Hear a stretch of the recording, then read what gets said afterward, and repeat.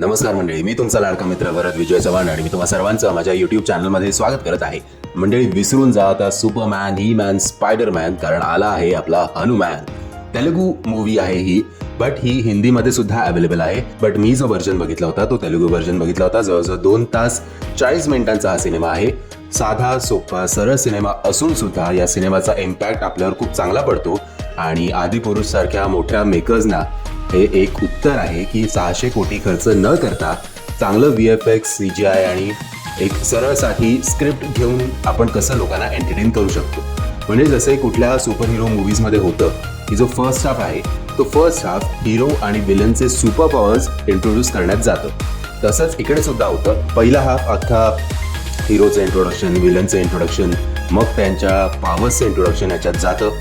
खास करून हिरोचा जो तो एक ट्रेलरमध्ये सुद्धा तुम्ही बघितला असेल, समुद्राचा जो काही तो सिक्वेन्स आहे तो खूप उत्तम प्रकारे शूट केला आणि त्याचं उत्तम प्रकारे आपल्याला एक्सप्लेनेशन सुद्धा दिलं जातं, जेणेकरून आपल्याला बऱ्याचशा गोष्टी क्लिअर होतात. बरं, हनुमान बरोबर याचं जे कनेक्शन केलेलं आहे याच्या सुपर पॉवर्सचं ते सुद्धा उत्तम आहे. एक गाव, त्या गावातली लोक, त्या गावात हनुमानाचा एक मोठा स्टॅच्यू, हे सगळ्या गोष्टी खूप आपण कनेक्ट होतो आणि सतत जे मंत्रोच्चार आपल्या कानावर पडतात त्यांनी खरंच खूप अंगावर काटा येतो किंवा कधी कधी मजा वाटते. मतलब डिवोशनल होऊन जातं सगळं ॲटमॉस्फिअर. प्रॉब्लेम या सिनेमाचा आहे इंटरव्हल नंतर.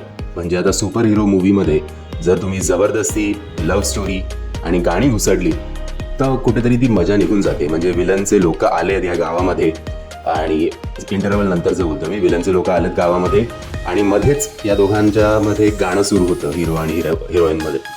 सो ते जरा अतरंगी वाटतं. खास करून एंडचा सीन सुद्धा गावकऱ्यांमध्ये आणि विलनच्या गँगमधला जो एक फाईट सिक्वेन्स आहे तो जरा खूप स्टेज वाटतो, खूप जरा आर्टिफिशियल वाटतो.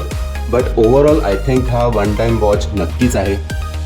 सिनेमाच्या शेवटी जेव्हा आपल्याला ट्रेलरमध्ये सुद्धा दिसलं होतं की हनुमानजी जेव्हा प्रकट होतात तेव्हा तर वा मजा येते तो सिक्वेन्स अख्खा बघून. आणि हा एंड क्रेडिट कुठलाच नाही आहे, सो पिक्चर संपल्या तुम्ही उठून जाऊ शकता. फक्त याचा पुढचा पार्ट जो आहे तो 2025ला येणार आहे, एवढंच आपल्याला सांगण्यात येतं. बाकी ओव्हरऑल अख्खा फॅमिली एंटरटेनर आहे. सो तुम्ही ना शिव्या, ना काहीतरी बोल्ड सीन, ना कमरे खालचे विनोद, असं काहीच नाही आहे. सो सगळे तुम्ही फॅमिली कर्स एन्जॉय करू शकता. एकदा तरी आय थिंक हा सिनेमा तुम्ही थिएटरमध्ये जाऊन बघायला हवा. चांगला बनवला आहे सिनेमा, सरळ साधा सोपा आणि चांगला एंटरटेनमेंट करतो तुम्हाला. VFX, CGI सुद्धा बऱ्यापैकी चांगले झालेले आहेत. या सिनेमाला मी देतोय या एफर्ट्ससाठी खरं तर मी 3 स्टार दिले असते, बट ज्या प्रकारे त्यांनी हनुमानजींना कनेक्ट केल्या अख्ख्या स्टोरी बरोबर त्यासाठी 3.5 स्टार. म्हणजे मी आशा करतो तुम्हाला हा व्हिडिओ आवडला असेल. जर तुम्हाला हा व्हिडिओ आवडला असेल तर प्लीज या व्हिडिओला लाईक, शेअर आणि चॅनलला सबस्क्राईब करा विसरू नका. जय हिंद, जय महाराष्ट्र.